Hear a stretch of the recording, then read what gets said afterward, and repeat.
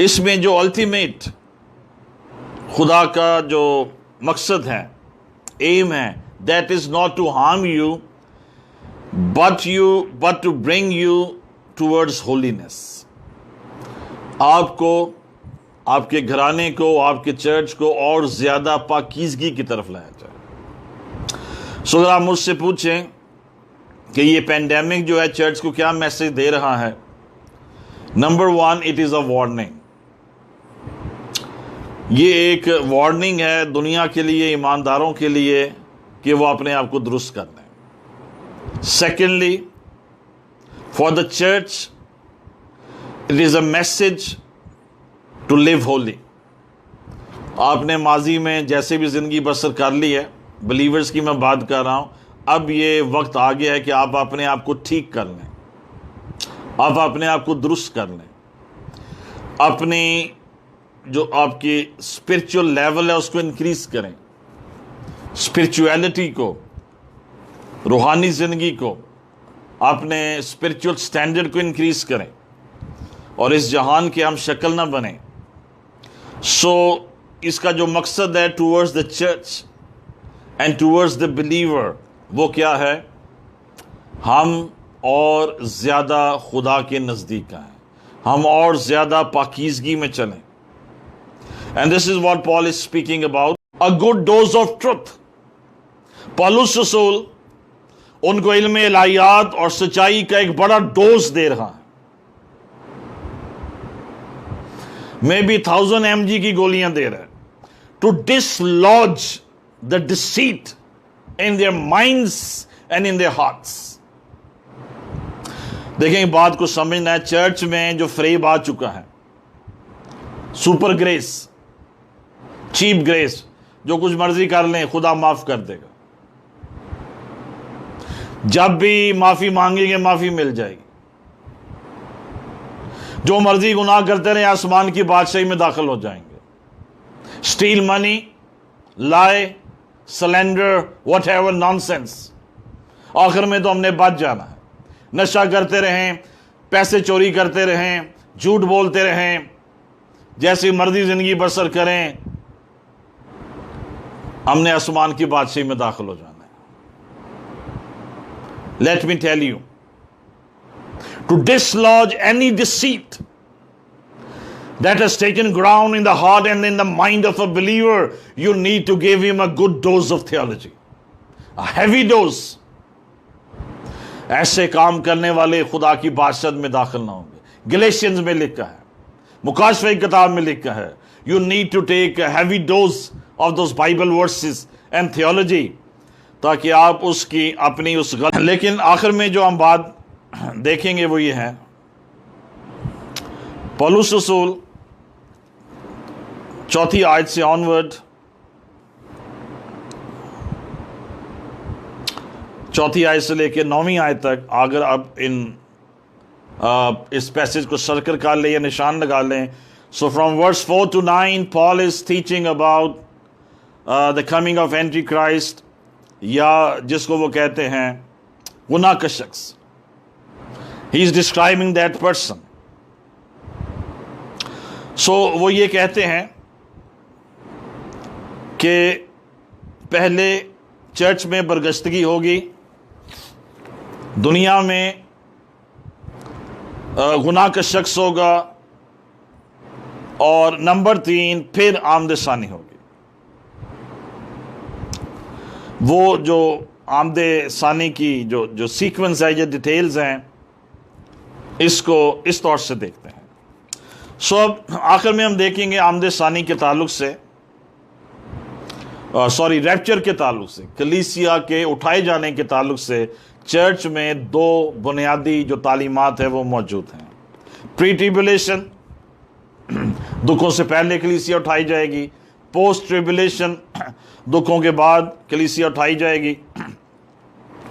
So I am a post tribulationist. Why? Because Paul is a post-tribulationist. दुनिया की जो seminaries हैं Bible की और जो यूनिवर्सिटीज हैं,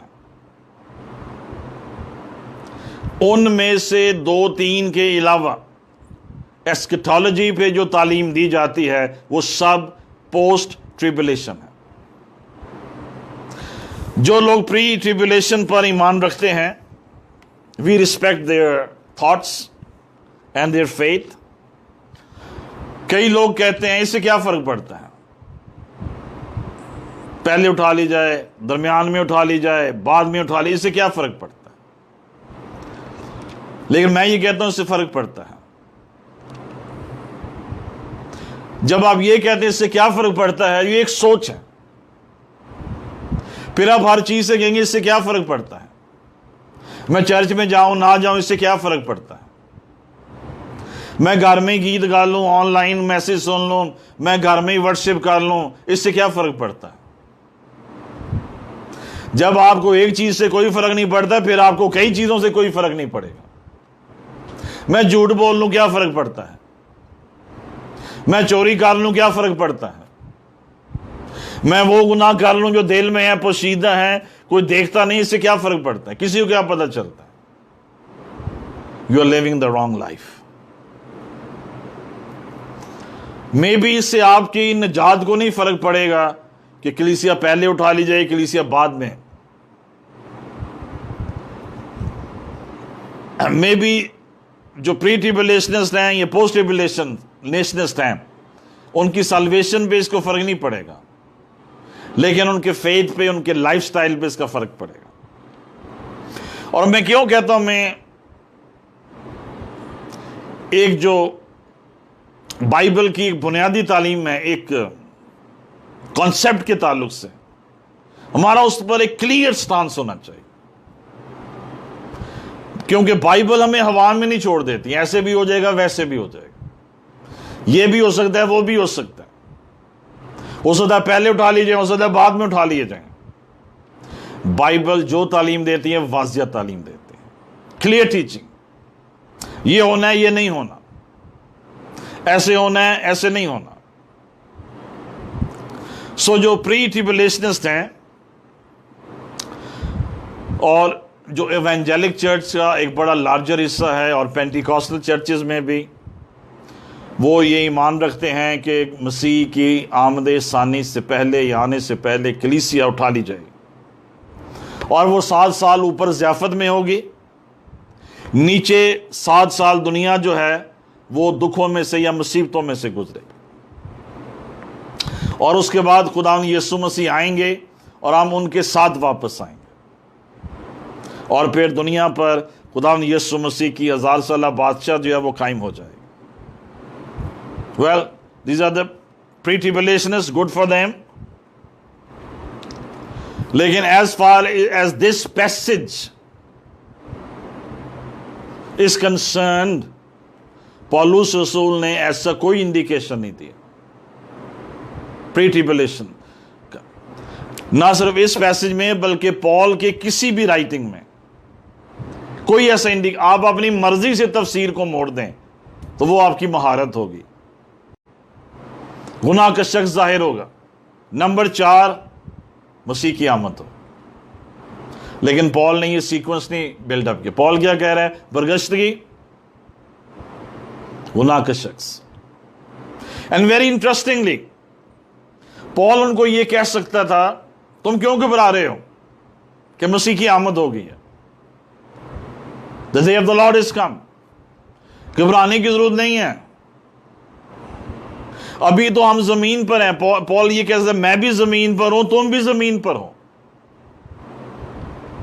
तो हाउ कैन जीसस कम? हमारा तो रैप्चर हो जाना पहले, यानी इससे पहले कि बरगश्तगी आए और इससे पहले कि एंटी क्राइस्ट आए।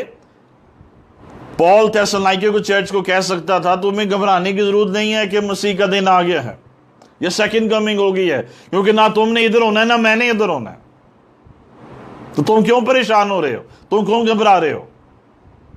और वो इतनी डिटेल्स क्यों बता रहा है मुखालफे में? जब चर्च ने मुखालफे मसीह को देखना ही नहीं है, उसको फेस ही नहीं करना है, उस दौर में से गुजरना ही नहीं है, तो हमने उसको पहचान के करना क्या है फिर? अगर हम प्री ट्रिबुलेशन, हम तो पहले ही आसमान पर हैं। सो पॉल ने इस लेटर में भी और फर्स्ट थेसलोनियंस में भी बड़ी क्लियरली ये बातें बताई हैं कि this is not the sequence.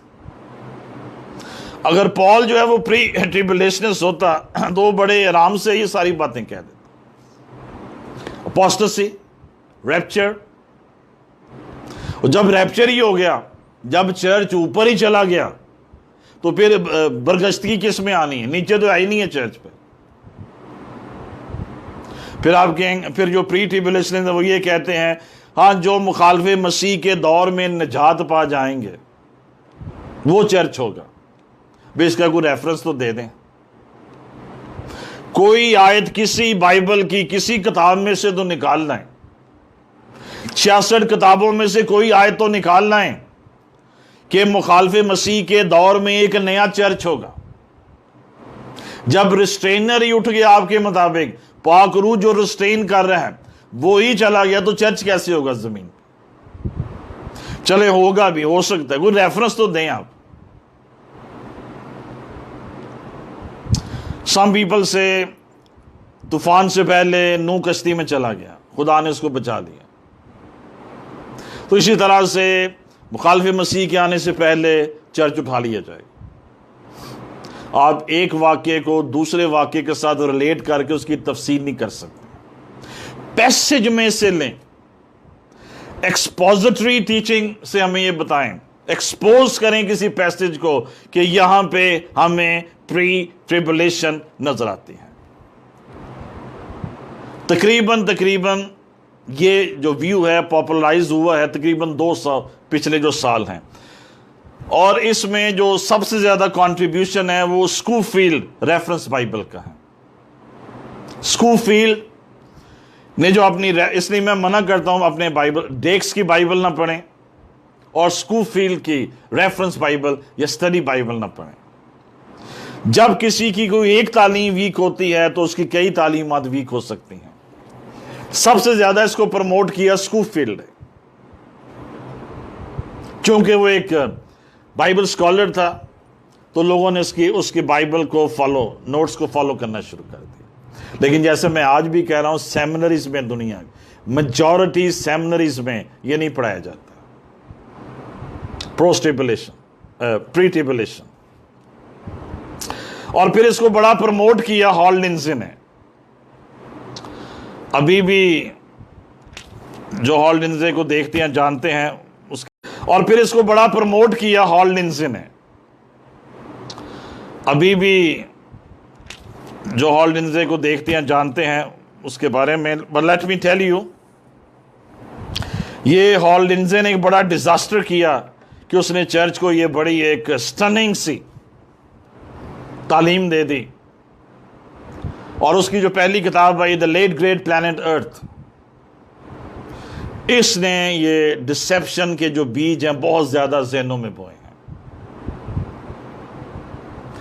और अगर आप वो किताब पढ़ें, उसका पहला एडिशन मैंने 1982 में कनाडा से मंगवाया था, वो आज भी कॉपी मेरे पास मौजूद, the late great planet earth.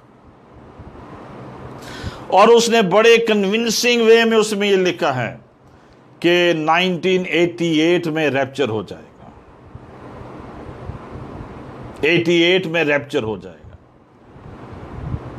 और 30 साल से में भी ज्यादा अरसा गुजर गया शायद इस बात को, या जितने भी साल हो गए हैं, the rapture is still not there. तो इस तालीम को जो प्री ट्रिबुलेशन की है फैलाने में और भी बड़े कंट्रीब्यूटर्स हैं, लेकिन स्कूफील्ड ने बड़ा इंजेक्टिंग रोल इसमें प्ले किया है, और फिर हॉल लिंडसे ने। और 82 में जब मैंने इसकी किताब पढ़ी, बड़ा मुश्किल था उस वक्त इन किताबों को लेना, मंगवाना, कोई अमेज़ॉन उस वक्त वसाइल नहीं